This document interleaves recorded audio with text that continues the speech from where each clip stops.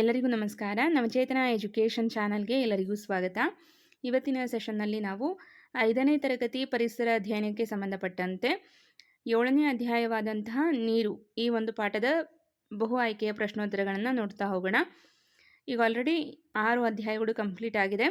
So ಅದನ್ನು ಇದುವರೆಗೂ ನೋಡಿಲ್ಲ ಅಂತ ಅಂದರೆ ಪ್ಲೇಲಿಸ್ಟಲ್ಲಿ ಚೆಕ್ ಮಾಡಿ, ನಿಮಗೆ ಎಲ್ಲ ಅಧ್ಯಾಯಗಳು 1 by 1 ಸಿಗುತ್ತೆ. ಓಕೆನಾ? ಸೊ ಈಗ ನೀರು ಅನ್ನುವಂತಹ ಅಧ್ಯಾಯದ ಕುರಿತಾಗಿ ಯಾವ ರೀತಿ ಪ್ರಶ್ನೋತ್ತರಗಳನ್ನು ಕೇಳ್ಬೋದು ಅನ್ನೋದನ್ನು ಇಲ್ಲಿ ಪಟ್ಟಿ ಮಾಡಿದ್ದೀನಿ. ಒಟ್ಟು 50 ಪ್ರಶ್ನೆಗಳಿದೆ. ಓಕೆ, ಸೊ ಮೊದಲನೆಯ ಪ್ರಶ್ನೆ, ಭೂಮಿಯ ಮೇಲ್ಮೈಯಲ್ಲಿ ಎಷ್ಟರಷ್ಟು ಭಾಗ ನೀರಿನಿಂದ ಆವೃತವಾಗಿದೆ? ಭೂಮಿಯ ಮೇಲ್ಮೈನಲ್ಲಿ ಒಟ್ಟು 71ರಷ್ಟು, 71ರಷ್ಟು ಭಾಗ ನೀರಿನಿಂದ ಆವೃತವಾಗಿದೆ. ಸೊ ವಿವರಣೆ, ಭೂಮಿಯ ಮೇಲ್ಮೈಯಲ್ಲಿ ಸುಮಾರು 71ರಷ್ಟು ಭಾಗವು ನೀರಿನಿಂದ ಆವೃತವಾಗಿದೆ, ಇನ್ನು ಉಳಿದ ಭಾಗ ಭೂಭಾಗವಾಗಿರುತ್ತೆ. ಓಕೆ, ಸೊ ಇನ್ನು ನೆಕ್ಸ್ಟ್ 2ನೆಯ ಪ್ರಶ್ನೆ, ಕೆಳಗಿನವುಗಳಲ್ಲಿ ಯಾವುದು ನೀರಿನ ಮುಖ್ಯ ಮೂಲವಾಗಿದೆ ಅಂತ ಕೇಳಿದ್ದಾರೆ? ನದಿ, ಸಾಗರ, ಮಳೆ, ಬಾವಿ. ಇಲ್ಲಿ ನೀರಿನ ಮುಖ್ಯ ಮೂಲ ಯಾವುದು ಅಂತ ಅಂದರೆ ಮಳೆ. ಓಕೆ, ಭೂಮಿಯ ಮೇಲೆ ಲಭ್ಯವಿರುವ ಎಲ್ಲ ನೀರಿನ ಮೂಲಗಳಿಗೂ ಅಂದರೆ ಯಾವುದು? ನದಿ, ಕೆರೆ, ಬಾವಿ, ಅಂತರ್ಜಲ. ಎಲ್ಲದಕ್ಕೂ ಮೂಲ ಯಾವುದು ಅಂತ ಅಂದರೆ ಅದು ಮಳೆ ಆಗಿರುತ್ತೆ. ಓಕೆ, ಮಳೆಯೇ ಪ್ರಮುಖ ಆಧಾರವಾಗಿದೆ ಅಂತ ಹೇಳ್ಬೋದು. ಇನ್ನು 3ನೆಯ ಪ್ರಶ್ನೆ, ಚಿಲುಮೆ ಎಂದರೆ ಏನು ಅಂತ ಕೇಳಿದ್ದಾರೆ. ಸೊ ಚಿಲುಮೆ ಅಂತ ಅಂದರೆ ಭೂಮಿಯ ಆಳದಿಂದ ಒತ್ತಡದ ಮೂಲಕ ಹೊರಬರುವಂತಹ ಅಂತರ್ಜಲವನ್ನು ಚಿಲುಮೆ ಅಂತ ಕರೆಯಲಾಗುತ್ತೆ. ಓಕೆ, ಭೂಕವಚದ ಒಳಗೆ ಅಂದರೆ ಭೂಕವಚದ ಕೆಳಗೆ ಸಂಗ್ರಹಗೊಂಡಿರುವ ಅಂತರ್ಜಲವು ಒತ್ತಡದಿಂದಾಗಿ ರಂಧ್ರಗಳ ಮೂಲಕ ಹೊರಹೊಮ್ಮುವುದನ್ನು ಚಿಲುಮೆ ಎನ್ನಲಾಗುತ್ತದೆ. ನೆಕ್ಸ್ಟು 4ನೆಯ ಪ್ರಶ್ನೆ, ಕೆರೆಗೂ ಮತ್ತು ಜಲಾಶಯಕ್ಕೂ ಇರುವ ಪ್ರಮುಖ ವ್ಯತ್ಯಾಸವೇನು ಅಂತ ಕೇಳಿದ್ದಾರೆ? ಕೆರೆ ಮತ್ತು ಜಲಾಶಯಕ್ಕೆ ಇರುವಂತಹ ಪ್ರಮುಖ ವ್ಯತ್ಯಾಸ, ಇಲ್ಲಿ ಕೆರೆ ಅನ್ನೋದು ಮಳೆಯ ನೀರನ್ನು ಸಂಗ್ರಹಿಸುತ್ತದೆ, ಆದರೆ ಜಲಾಶಯ ನದಿ ನೀರನ್ನು ಸಂಗ್ರಹಿಸುತ್ತದೆ. ಸೊ ಇದು ವ್ಯತ್ಯಾಸವಾಗುತ್ತೆ. ಓಕೆ, ಸೊ ಆಪ್ಷನ್ ಬಿ ಇಲ್ಲಿ ಸರಿಯಾದ ಉತ್ತರ ಆಗುತ್ತೆ. ವಿವರಣೆ, ಕೆರೆಗಳು ಸಾಮಾನ್ಯವಾಗಿ ಮಳೆ ನೀರು ಹರಿದು ಬಂದು ಶೇಖರವಾಗಲು ನಿರ್ಮಿಸಿದ ತಗ್ಗು ಪ್ರದೇಶಗಳು, ಆದರೆ ಜಲಾಶಯಗಳು ನದಿಗಳಿಗೆ ಅಡ್ಡಲಾಗಿ ಅಣೆಕಟ್ಟು ಕಟ್ಟಿ ನೀರನ್ನು ಬೃಹತ್ ಪ್ರಮಾಣದಲ್ಲಿ ಸಂಗ್ರಹಿಸುವಂಥ ಸ್ಥಳಗಳಾಗಿರುತ್ತೆ. ಓಕೆನಾ? ಸೊ ನೆಕ್ಸ್ಟು 5ನೆಯ ಪ್ರಶ್ನೆ, ಶುದ್ಧ ನೀರಿಗೆ ಸಂಬಂಧಿಸಿದಂತೆ ಕೆಳಗಿನ ಯಾವ ಹೇಳಿಕೆ ಸರಿಯಾಗಿದೆ? ಸೊ ಇಲ್ಲಿ ಶುದ್ಧ ನೀರಿಗೆ ಬಣ್ಣ, ರುಚಿ ಮತ್ತು ವಾಸನೆ ಇರುವುದಿಲ್ಲ. ಇದು ಶುದ್ಧ ನೀರಿಗೆ ಸಂಬಂಧಪಟ್ಟಂತಹ ಲಕ್ಷಣವಾಗಿರುತ್ತೆ. ಓಕೆ, ಶುದ್ಧ ನೀರಿಗೆ ಬಣ್ಣ, ರುಚಿ ಮತ್ತು ವಾಸನೆ ಇರುವುದಿಲ್ಲ. ಶುದ್ಧ ನೀರು ಬಣ್ಣರಹಿತ, ರುಚಿರಹಿತ ಮತ್ತು ವಾಸನೆ ರಹಿತವಾಗಿರುತ್ತದೆ. ನೀರಿನ ರುಚಿಗೆ ಅದರಲ್ಲಿ ಕರಗಿರುವ ಲವಣಗಳೇ ಕಾರಣ. ಓಕೆನಾ? ಸೊ ನೆಕ್ಸ್ಟ್, ಮಲೇರಿಯಾ ರೋಗವು ಹೇಗೆ ಹರಡುತ್ತದೆ? ಸೊ ಮಲೇರಿಯಾ ರೋಗ ಅನ್ನೋದು ನಿಂತ ನೀರಿನಲ್ಲಿ ಸಂತಾನೋತ್ಪತ್ತಿ ಮಾಡುವ ಸೊಳ್ಳೆಗಳಿಂದ ಹರಡುತ್ತದೆ. ಆಪ್ಷನ್ ಬಿ ಇಲ್ಲಿ ಸರಿಯಾದ ಉತ್ತರ ಆಗುತ್ತೆ. ನಿಂತ ನೀರಿನಲ್ಲಿ ಸಂತಾನೋತ್ಪತ್ತಿ ಮಾಡುವ ಸೊಳ್ಳೆಗಳಿಂದ ಮಲೇರಿಯಾ ರೋಗ ಹರಡುತ್ತದೆ. ಮಲೇರಿಯಾ ರೋಗವು ಅನಾಫೆಲಿಸ್ ಹೆಣ್ಣು ಸೊಳ್ಳೆಯಿಂದ ಹರಡುತ್ತದೆ. ಈ ಸೊಳ್ಳೆಗಳು ನಿಂತ ನೀರಿನಲ್ಲಿ ಮೊಟ್ಟೆ ಇಟ್ಟು ಸಂತಾನೋತ್ಪತ್ತಿಯನ್ನು ಮಾಡುತ್ತದೆ. ಸೊ ಆ ಮೂಲಕ ಮಲೇರಿಯಾ ಅನ್ನೋದು ಹರಡುತ್ತೆ. ಇನ್ನು ನೆಕ್ಸ್ಟ್, ಸಸ್ಯ ಮತ್ತು ಪ್ರಾಣಿಗಳ ದೇಹದಲ್ಲಿ ಸುಮಾರು ಎಷ್ಟು ಭಾಗ ನೀರಿದೆ ಅಂತ ಕೇಳಿದ್ದಾರೆ? ಸೊ ಸಸ್ಯ ಮತ್ತು ಪ್ರಾಣಿಗಳ ದೇಹದಲ್ಲಿ ಸುಮಾರು 70% ನೀರು ಇರುತ್ತದೆ. ಜೀವಿಗಳ ದೇಹದಲ್ಲಿ ನೀರು ಅಧಿಕ ಪ್ರಮಾಣದಲ್ಲಿದ್ದು ಸಸ್ಯ ಮತ್ತು ಪ್ರಾಣಿಗಳ ದೇಹದ ತೂಕದಲ್ಲಿ ಸುಮಾರು 70% ನೀರಿನಂಶವಿರುತ್ತದೆ ಅಂತ ಹೇಳ್ತೀವಿ. 8ನೆಯ ಪ್ರಶ್ನೆ, ಇಂಗುಗುಂಡಿಗಳ ನಿರ್ಮಾಣದ ಮುಖ್ಯ ಉದ್ದೇಶವೇನು ಅಂತ ಕೇಳಿದ್ದಾರೆ? ಸೊ ಇಲ್ಲಿ ಅಂತರ್ಜಲ ಮಟ್ಟವನ್ನು ಹೆಚ್ಚಿಸುವಂತಹ ಉದ್ದೇಶದಿಂದ ಇಂಗುಗುಂಡಿಗಳನ್ನು ನಿರ್ಮಾಣ ಮಾಡಲಾಗುತ್ತೆ. ಓಕೆ, ವಿವರಣೆಯನ್ನು ನೋಡೋಣ. ಮಳೆ ನೀರು ಭೂಮಿಯೊಳಗೆ ಇಳಿಯುವಂತೆ ಮಾಡಿ ಬತ್ತಿ ಹೋಗುತ್ತಿರುವ ಅಂತರ್ಜಲವನ್ನು ಮರುಪೂರಣಗೊಳಿಸಲು ಇಂಗುಗುಂಡಿಗಳನ್ನು ನಿರ್ಮಿಸಲಾಗುತ್ತದೆ. ಓಕೆ, ಮಳೆ ನೀರು ಬತ್ತಿ ಹೋಗಬಾರ್ದು, ಜೊತೆಗೆ ಅಂತರ್ಜಲ ಮಟ್ಟ ಕೂಡ ಹೆಚ್ಚಾಗಬೇಕು ಅನ್ನುವಂತಹ ಉದ್ದೇಶದಿಂದ ಭೂಮಿಯಲ್ಲಿ ನಾವು ಇಂಗುಗುಂಡಿಗಳನ್ನು ನಿರ್ಮಾಣ ಮಾಡಿ ಆ ಮೂಲಕ ಅಂತರ್ಜಲವನ್ನು ರಕ್ಷಣೆ ಮಾಡುವಂತಹ ಕೆಲಸಕ್ಕೋಸ್ಕರ ಇದನ್ನು ನಿರ್ಮಾಣ ಮಾಡಲಾಗುತ್ತೆ. ಇನ್ನು 9ನೆಯ ಪ್ರಶ್ನೆ, ನೀರಿನ ಭೌತಿಕ ಗುಣಕ್ಕೆ ಸಂಬಂಧಿಸಿದಂತೆ ತಪ್ಪಾದ ಹೇಳಿಕೆಯನ್ನು ಗುರುತಿಸಿ. ಸೊ ನೀರಿಗೆ ಅದರದ್ದೇ ಆದಂತಹ ಗುಣ ಇರುತ್ತೆ, ಭೌತಿಕ ಗುಣಗಳಿರುತ್ತೆ. ಇಲ್ಲಿ ಕೊಟ್ಟಿರುವಂತಹ 4 ಹೇಳಿಕೆಗಳಲ್ಲಿ ತಪ್ಪಾದ ಹೇಳಿಕೆ ಯಾವುದು ಅಂತ ನಾವು ಗುರುತಿಸಬೇಕಾಗತ್ತೆ. ಸೊ 4 ಹೇಳಿಕೆಗಳನ್ನು ಒಂದ್ಸಲ ನೋಡೋಣ. ಇಲ್ಲಿ ನೋಡಿ, ನೀರು ತಾನಿರುವ ಪಾತ್ರೆಯ ಆಕಾರವನ್ನು ಪಡೆಯುತ್ತದೆ. ಇದು ಸರಿ ಇದೆ. ಅನಂತರ ನೀರು ಮೇಲಿಂದ ಕೆಳಕ್ಕೆ ಹರಿಯುತ್ತದೆ. ಇದು ಕೂಡ ನೀರಿನ ಗುಣವಾಗಿರುತ್ತೆ. ನೀರಿಗೆ ತನ್ನದೇ ಆದ ನಿರ್ದಿಷ್ಟ ಆಕಾರವಿದೆ ಅನ್ನೋದು ತಪ್ಪು. ಹಾಗಾಗಿ ಇದು ಉತ್ತರ ಆಗುತ್ತೆ. ಇನ್ನು 4ನೆಯ ಹೇಳಿಕೆ, ನೀರಿಗೆ ತೂಕವಿದೆ. ಹೌದಾ? ಇಲ್ಲಿ ಎ, ಬಿ ಮತ್ತು ಡಿ ಹೇಳಿಕೆಗಳು ನೀರಿನ ಭೌತಿಕ ಗುಣಗಳಿಗೆ ಸರಿಯಾದಂತಹ ಒಂದು ಹೇಳಿಕೆಯಾಗಿರುತ್ತೆ. ಆದರೆ ಆಪ್ಷನ್ ಸಿ ಏನಿದೆ, ನೀರಿಗೆ ತನ್ನದೇ ಆದ ನಿರ್ದಿಷ್ಟ ಆಕಾರವಿದೆ ಅನ್ನೋದು ತಪ್ಪಾದ ಒಂದು ಗುಣಲಕ್ಷಣ. ಹಾಗಾಗಿ ಇಲ್ಲಿ ನಾವು ಆಪ್ಷನ್ ಸಿ ಅನ್ನು ಉತ್ತರವಾಗಿ ಆಯ್ಕೆ ಮಾಡಬೇಕು. ನೀರು ಒಂದು ದ್ರವವಾಗಿದ್ದು ಅದಕ್ಕೆ ನಿರ್ದಿಷ್ಟ ಆಕಾರವಿರುವುದಿಲ್ಲ. ಅದು ಯಾವ ಪಾತ್ರೆಯಲ್ಲಿರುತ್ತದೆಯೋ ಆ ಪಾತ್ರೆಯ ಆಕಾರವನ್ನೇ ಪಡೆಯುತ್ತದೆ. ಓಕೆ, ಸೊ ನೆಕ್ಸ್ಟ್ 10ನೆಯ ಪ್ರಶ್ನೆ, ಕಲುಷಿತ ನೀರನ್ನು ಸೇವಿಸುವುದರಿಂದ ಬರುವ ರೋಗ ಯಾವುದು ಅಂತ ಕೇಳಿದ್ದಾರೆ. ಸೊ ಇಲ್ಲಿ ಕಾಲರಾ ಅನ್ನುವಂಥದ್ದು ಕಲುಷಿತ ನೀರನ್ನು ಸೇವಿಸುವುದರಿಂದ ಬರುವಂತಹ ರೋಗ. ಕಲುಷಿತ ನೀರನ್ನು ಕುಡಿಯುವುದರಿಂದ ಕಾಲರಾ, ಆಮಶಂಕೆ, ಅತಿಸಾರದಂತಹ ರೋಗಗಳು ಬರುತ್ತವೆ. ಮಲೇರಿಯಾ ಸೊಳ್ಳೆಯಿಂದ ಬರುತ್ತದೆ. ಓಕೆ, ಸೊ ಇಲ್ಲಿ ಕಲುಷಿತ ನೀರನ್ನು ನಾವು ಕುಡಿಯೋದ್ರಿಂದ ಬ್ಯಾಕ್ಟೀರಿಯಾ ಅಥವಾ ವೈರಸ್ಗಳು ನಮ್ಮ ದೇಹವನ್ನು ಪ್ರವೇಶಿಸಿ ನಮಗೆ ಕಾಲರಾ, ಆಮಶಂಕೆ, ಅತಿಸಾರ ಈ ರೀತಿಯ ರೋಗಗಳನ್ನು ಉಂಟು ಮಾಡಬಹುದು. ಓಕೆ, ಸೊ ಹಾಗಾಗಿ ಇಲ್ಲಿ ಕಾಲರಾ ಅನ್ನೋದು ಸರಿಯಾದ ಉತ್ತರ ಆಗುತ್ತೆ. ಇನ್ನು 11ನೆಯ ಪ್ರಶ್ನೆ, ಅಂತರ್ಜಲವು ಹೊರಬರುವ ನೈಸರ್ಗಿಕ ಮಾರ್ಗ ಯಾವುದು? ಸೊ ಅಂತರ್ಜಲವು ಹೊರಬರುವಂತಹ ನೈಸರ್ಗಿಕ ಮಾರ್ಗ ಯಾವುದು ಅಂದರೆ ಚಿಲುಮೆ. ಬಾವಿ ಮತ್ತು ಕೊಳವೆ ಬಾವಿಗಳು ಮಾನವ ನಿರ್ಮಿತ. ಚಿಲುಮೆಯು ಅಂತರ್ಜಲವು ಭೂಮಿಯ ಒತ್ತಡದಿಂದ ಸ್ವಾಭಾವಿಕವಾಗಿ ಹೊರಬರುವ ಪ್ರಕ್ರಿಯೆಯಾಗಿದೆ. ನಾವು ಬಾವಿ ಮತ್ತು ಕೊಳವೆ ಬಾವಿಗಳ ಮೂಲಕ ಕೂಡ ಅಂತರ್ಜಲವನ್ನು ಬಳಸ್ತೀವಿ, ಆದರೆ ಅದು ಕೃತಕವಾಗಿರುತ್ತೆ, ಅಂದರೆ ಮಾನವ ನಿರ್ಮಿತವಾದಂತಹ ಒಂದು ಪ್ರಕ್ರಿಯೆಯಾಗಿರುತ್ತೆ. ಯಾಕಂದರೆ ನಾವು ಒಂದು ಬೋರನ್ನು ಹಾಕಿಸಿ ಅನಂತರ ಅಂತರ್ಜಲವನ್ನು ಬಾವಿ ಅಥವಾ ಕೊಳವೆ ಬಾವಿಗಳ ಮೂಲಕ ಬಳಸ್ತೀವಿ. ಆದರೆ ಚಿಲುಮೆ ಅನ್ನುವಂಥದ್ದು ಅಂತರ್ಜಲವು ಭೂಮಿಯ ಒತ್ತಡದಿಂದ ಸ್ವಾಭಾವಿಕವಾಗಿ ಹೊರಬರುವಂತಹ ಪ್ರಕ್ರಿಯೆಯಾಗಿದೆ. ಹಾಗಾಗಿ ಈ ಪ್ರಶ್ನೆಗೆ ಚಿಲುಮೆ ಅನ್ನೋದು ಉತ್ತರ ಆಗುತ್ತೆ. ಇನ್ನು 12ನೆಯ ಪ್ರಶ್ನೆ, ಕೆಳಗಿನ ಯಾವುದು ನೀರಿನ ಆಕಾರವಲ್ಲ ಅಂತ ಕೇಳಿದ್ದಾರೆ. ಮೋಡ, ಸಾಗರ, ಹಿಮನದಿ, ಮರುಭೂಮಿ ಅನ್ನೋದು ಸರಿಯಾದ ಉತ್ತರ ಆಗುತ್ತೆ. ಮೋಡ, ಸಾಗರ, ಹಿಮನದಿ ಇವೆಲ್ಲವೂ ಕೂಡ ನೀರಿನ ಆಕಾರಗಳು. ಇನ್ನು 13ನೆಯ ಪ್ರಶ್ನೆ, ಮಲೇರಿಯಾ ರೋಗಕ್ಕೆ ಕಾರಣವಾಗುವ ರೋಗಾಣು ಯಾವುದು ಅಂತ ಅಂದರೆ ಪ್ಲಾಸ್ಮೋಡಿಯಂ. ಓಕೆ, ಅನಾಫೆಲಿಸ್ ಹೆಣ್ಣು ಸೊಳ್ಳೆಯ ದೇಹದಲ್ಲಿರುವ ಪ್ಲಾಸ್ಮೋಡಿಯಂ ಎಂಬ ಸೂಕ್ಷ್ಮಜೀವಿ ಮನುಷ್ಯನ ರಕ್ತ ಸೇರಿದಾಗ ಮಲೇರಿಯಾ ಬರುತ್ತದೆ. ಸೊ ಇನ್ನೊಮ್ಮೆ ವಿವರಣೆ ಓದ್ತೀನಿ. ಅನಾಫೆಲಿಸ್ ಹೆಣ್ಣು ಸೊಳ್ಳೆಯ ದೇಹದಲ್ಲಿರುವಂತಹ ಪ್ಲಾಸ್ಮೋಡಿಯಂ ಎಂಬ ಸೂಕ್ಷ್ಮಜೀವಿ ಮನುಷ್ಯನ ರಕ್ತ ಸೇರಿದಾಗ ಮಲೇರಿಯಾ ರೋಗ ಬರುತ್ತದೆ. ಇನ್ನು 14ನೆಯ ಪ್ರಶ್ನೆ, ನೀರನ್ನು ಜೀವಜಲ ಎಂದು ಕರೆಯಲು ಕಾರಣವೇನು ಅಂತ ಅಂದರೆ ಜೀವಿಗಳ ಬದುಕಿಗೆ ಇದು ಅತ್ಯಗತ್ಯ. ಹಾಗಾಗಿ ನಾವು ನೀರನ್ನು ಜೀವಜಲ ಅಂತ ಕರಿತೀವಿ. ಓಕೆ, ಸೊ ನೀರನ್ನು ಜೀವಜಲ ಅಂತ ಯಾಕೆ ಕರಿತೀವಿ ಅಂತಂದರೆ ಪ್ರತಿಯೊಂದು ಜೀವಿಗಳಿಗೂ ಕೂಡ ನೀರಿನ ಅಗತ್ಯ ಇದ್ದೇ ಇದೆ. ಇಲ್ಲಿ ನೋಡಿ, ನೀರಿಲ್ಲದೆ ಯಾವುದೇ ಜೀವಿಗಳು ಬದುಕಲು ಸಾಧ್ಯವಿಲ್ಲವಾದ್ದರಿಂದ ಇದನ್ನು ಜೀವಜಲ ಎನ್ನುತ್ತಾರೆ. ಮೊದಲು ಜೀವ ಉಗಮವಾಗಿದ್ದೇ ನೀರಿನಲ್ಲಿ ಅಲ್ವಾ. ಸೊ ನೆಕ್ಸ್ಟ್ 15ನೆಯ ಪ್ರಶ್ನೆ, ಕೆರೆಗಳು ನೀರು ಕಲುಷಿತಗೊಳ್ಳಲು ಮುಖ್ಯ ಕಾರಣವೇನು ಅಂತ ಅಂದರೆ ಪ್ರಾಣಿಗಳನ್ನು ಆ ಒಂದು ಕೆರೆಗಳಲ್ಲಿ ಅಥವಾ ನೀರಿನಲ್ಲಿ ತೊಳೆಯುವುದು, ಜೊತೆಗೆ ಬಟ್ಟೆಯನ್ನು ಕೂಡ ಅಲ್ಲೇ ಒಗಿತೀವಿ. ಸೊ ಇದರಿಂದ ಕೆರೆಗಳ ನೀರು ಕಲುಷಿತಗೊಳ್ಳುತ್ತೆ. ಕೆರೆಗಳಲ್ಲಿ ದನಕರುಗಳನ್ನು ತೊಳೆಯುವುದು, ಬಟ್ಟೆ ಒಗೆಯುವುದು ಮತ್ತು ಪಾತ್ರೆ ತೊಳೆಯುವುದರಿಂದ ಸಾಬೂನು ಮತ್ತು ಕಲ್ಮಶಗಳು ಸೇರಿ ನೀರು ಕಲುಷಿತವಾಗುತ್ತದೆ. ಇನ್ನು 16ನೆಯ ಪ್ರಶ್ನೆ, ನೀರಿನ ಹಬೆಯು ತಂಪಾದಾಗ ಏನಾಗುತ್ತದೆ ಅಂತ ಕೇಳಿದ್ದಾರೆ. ಸೊ ನೀರಿನ ಹಬೆ ತಂಪಾದಾಗ ಮತ್ತೆ ನೀರಾಗಿ ಪರಿವರ್ತನೆಯಾಗುತ್ತದೆ. ಕುದಿಯುವ ನೀರಿನ ಹಬೆಯನ್ನು ತಂಪು ಮಾಡಿದರೆ ಅದು ಸಾಂದ್ರೀಕರಣಗೊಂಡು ಮತ್ತೆ ನೀರಾಗಿ ಪರಿವರ್ತನೆಯಾಗುತ್ತೆ. ಓಕೆ, ಸೊ ನೀರಿನ ಹಬೆಯನ್ನು ತಂಪು ಮಾಡಿದರೆ ಅದು ಮತ್ತೆ ನೀರಾಗಿ ಪರಿವರ್ತನೆ ಆಗುವಂತಹ ಪ್ರಕ್ರಿಯೆ ಆಗುತ್ತೆ.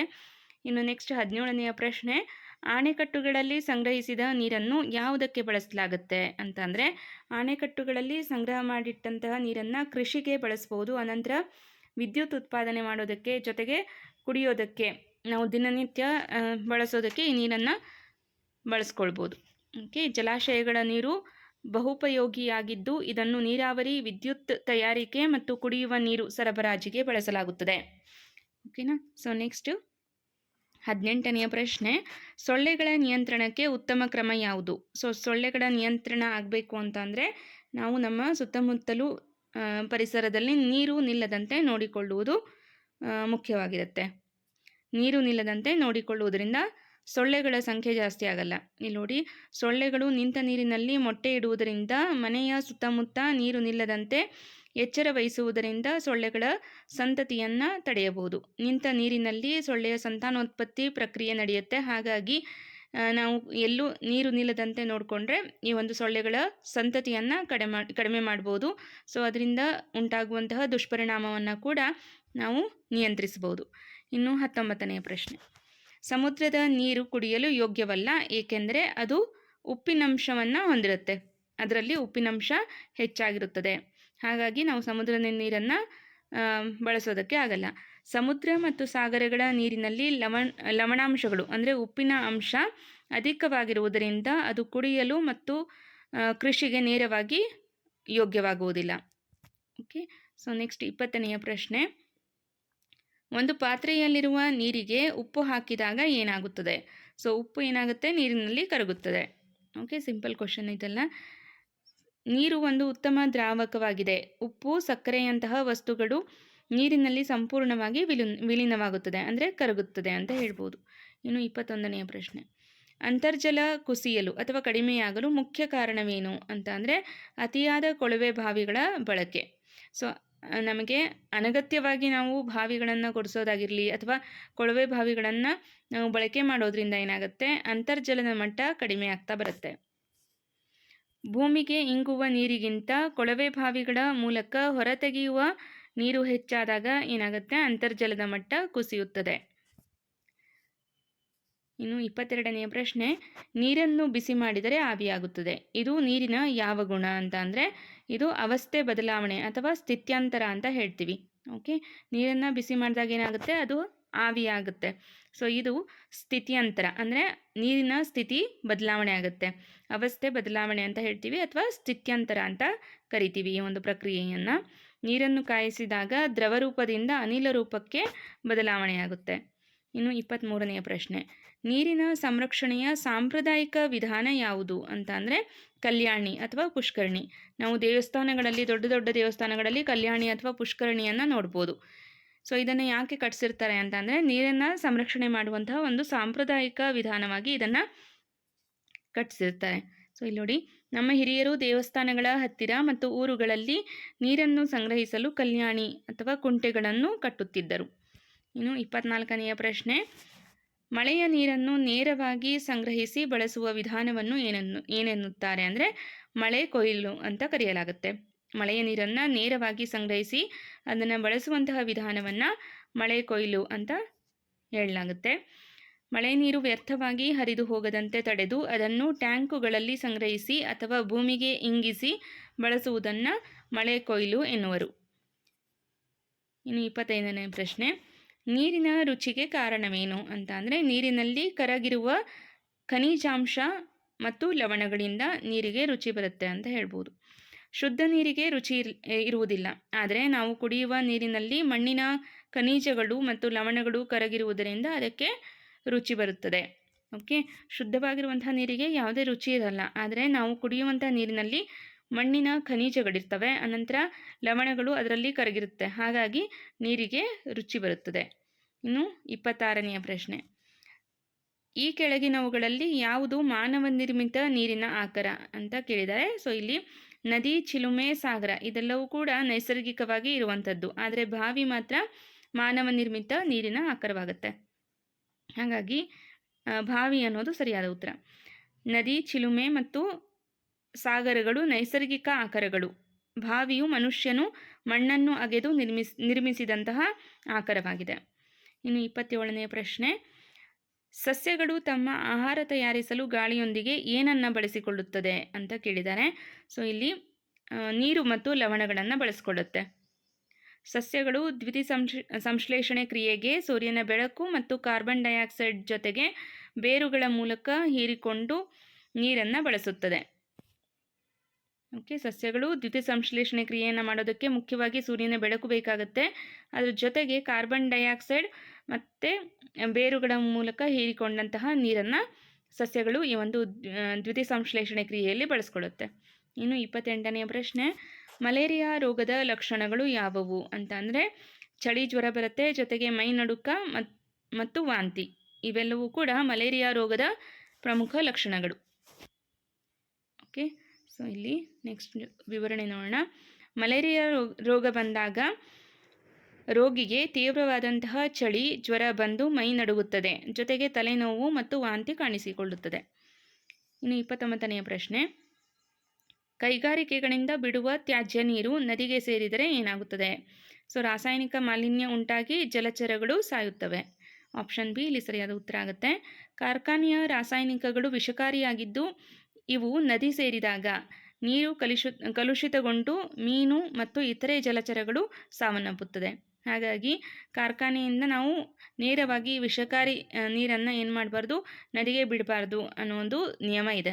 ಓಕೆ, ಸೊ ಅದನ್ನು ಫಾಲೋ ಮಾಡೋದ್ರಿಂದ ನೀರು ಕಲುಷಿತವಾಗೋದಿಲ್ಲ, ಜೊತೆಗೆ ನೀರಿನಲ್ಲಿರುವಂತಹ ಜಲಚರ ಜೀವಿಗಳಿಗೂ ಕೂಡ ಹಾನಿ ಉಂಟಾಗಲ್ಲ. ಇನ್ನು 30ನೇ ಪ್ರಶ್ನೆ, ಭೂಮಿಯ ಮೇಲಿನ ನೀರಿನ ಅತಿ ದೊಡ್ಡ ಆಕರ ಯಾವುದು ಅಂತ ಅಂದರೆ ಸಾಗರಗಳು. ಇಲ್ಲಿ ಕೊಟ್ಟಿರುವಂತಹ ಆಪ್ಷನ್ಸನ್ನು ನೋಡಿದಾಗ ನದಿಗಳು, ಕೆರೆಗಳು, ಅಂತರ್ಜಲ ಇದೆಲ್ಲವೂ ಕೂಡ ಅತಿ ದೊಡ್ಡ ಆಕಾರ ಆಗಲ್ಲ, ಆದರೆ ಸಾಗರಗಳು ನೀರಿನ ಅತಿ ದೊಡ್ಡ ಆಕಾರ ಅಂತ ಹೇಳ್ತೀವಿ.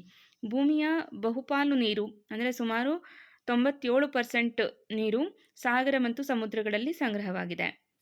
ಇನ್ನು 31ನೇ ಪ್ರಶ್ನೆ, ನೀರಿನ ಮಟ್ಟವನ್ನು ಅಳೆಯಲು ಬಳಸುವ ಏಕಮಾನ ಯಾವುದು? ಡ್ಯಾಮ್ಗಳಲ್ಲಿ ನಾವು ನೀರಿನ ಮಟ್ಟವನ್ನು ಅಳೆಯೋದಕ್ಕೆ ಯಾವ ಒಂದು ಏಕಮಾನವನ್ನು ಬಳಸ್ತೀವಿ ಅಂತ ಅಂದರೆ ಇಲ್ಲಿ TMC ಅಥವಾ ಅಡಿಗಳು. ಈ ಒಂದು ಅಳತೆಯಲ್ಲಿ ನಾವು ಡ್ಯಾಮ್ಗಳಲ್ಲಿ ನೀರಿನ ಮಟ್ಟವನ್ನು ಅಳಿತೀವಿ. ಜಲಾಶಯಗಳಲ್ಲಿನ ನೀರಿನ ಸಂಗ್ರಹವನ್ನು TMCಗಳಲ್ಲಿ ಅಥವಾ ನೀರಿನ ಎತ್ತರವನ್ನು ಅಡಿಗಳಲ್ಲಿ ಅಳೆಯಲಾಗುತ್ತದೆ. ಇನ್ನು 32ನೇ ಪ್ರಶ್ನೆ, ನೀರು ಹರಿಯುವ ದಿಕ್ಕು ಯಾವುದು? ಎತ್ತರದಿಂದ ತಗ್ಗು ಪ್ರದೇಶಕ್ಕೆ ನೀರು ಹರಿಯುತ್ತದೆ. ಓಕೆ, ಗುರುತ್ವಾಕರ್ಷಣೆಯ ಕಾರಣದಿಂದ ನೀರು ಯಾವಾಗಲೂ ಎತ್ತರದ ಪ್ರದೇಶದಿಂದ ತಗ್ಗು ಪ್ರದೇಶದ ಕಡೆಗೆ ಹರಿಯುತ್ತದೆ. ಸೊ ಇದಕ್ಕೆ ಕಾರಣ ಏನು ಅಂತ ಕೇಳ್ಬೋದು. ಗುರುತ್ವಾಕರ್ಷಣೆಯ ಬಲದಿಂದ ನೀರು ಯಾವಾಗಲೂ ಕೂಡ ಎತ್ತರ ಪ್ರದೇಶದಿಂದ ತಗ್ಗು ಪ್ರದೇಶದ ಕಡೆಗೆ ಹರಿಯುತ್ತದೆ. ಇನ್ನು 33ನೇ ಪ್ರಶ್ನೆ, ಬಾಯಾರಿಕೆಯಾದಾಗ ನಮಗೆ ತಕ್ಷಣ ಬೇಕಾಗುವುದು ನೀರು ಅಲ್ವಾ?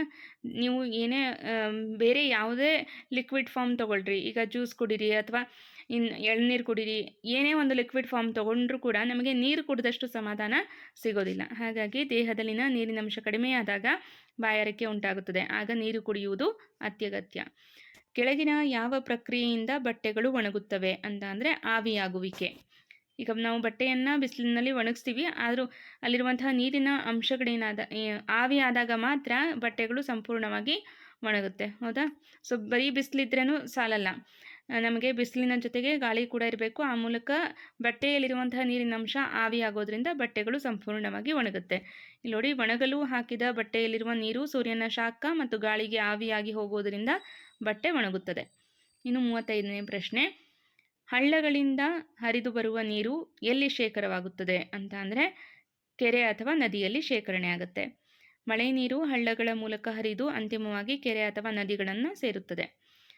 ಇನ್ನು 36ನೇ ಪ್ರಶ್ನೆ, ಅಂತರ್ಜಲ ಮರುಪೂರಣಕ್ಕೆ ಉತ್ತಮ ವಿಧಾನ ಯಾವುದು? ಕೆರೆಗಳ ಹೂಳು ತೆಗೆಯುವುದು ಮತ್ತು ಇಂಗು ಗುಂಡಿ ನಿರ್ಮಾಣ ಮಾಡೋದ್ರಿಂದ ಅಂತರ್ಜಲದ ಮಟ್ಟವನ್ನು ಹೆಚ್ಚಿಸಬಹುದು.